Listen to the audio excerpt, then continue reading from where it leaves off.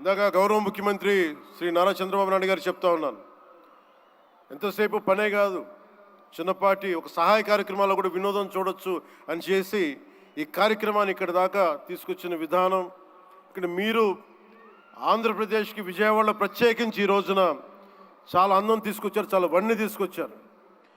మీ కేరింతలు, మీ అరుపులు, మీ కేకలు చాలా చాలా ఆనందం ఇస్తాయి. చాలామందికి భవిష్యత్తులో ఒక మంచి పని చేస్తే చిన్నపాటి కేరింతలు భుజం తట్టినట్టు, అలాంటి కేరింతలు ఇస్తున్న మీ అందరికీ ప్రతి ఒక్కరికి మీ పేరు పేరున ధన్యవాదాలు. అలాగే ఈ కార్యక్రమానికి సంగీతాన్ని అందిస్తున్న నాకు ఇష్టమైన మ్యూజిక్ డైరెక్టర్ శ్రీ తమన్ గారికి నా ప్రత్యేక అభినందనలు, కృతజ్ఞతలు తెలియజేసుకుంటూ,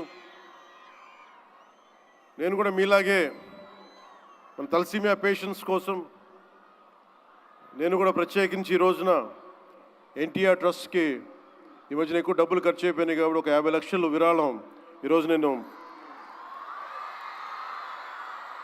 మేడం భువనేశ్వర్ గారిని అడిగాను. మా వాళ్ళ చేత అడిగిస్తే టికెట్ కొందామంటే 1500 రూపాయలు పెట్టి అక్కర్లేదు, మీరు కొనక్కర్లేదంటే నాకు మీరందరూ డబ్బులతో కొనొచ్చారు, నేను కూడా డబ్బులతో కాకుండా ఉట్టినే వస్తే చాలా గిల్టీగా అనిపించింది.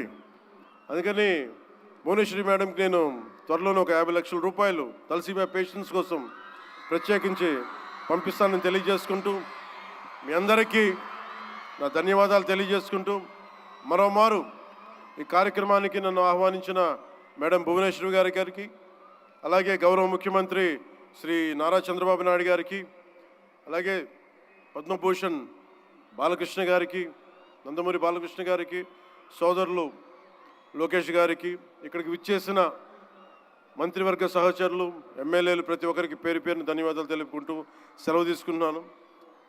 జై హింద్.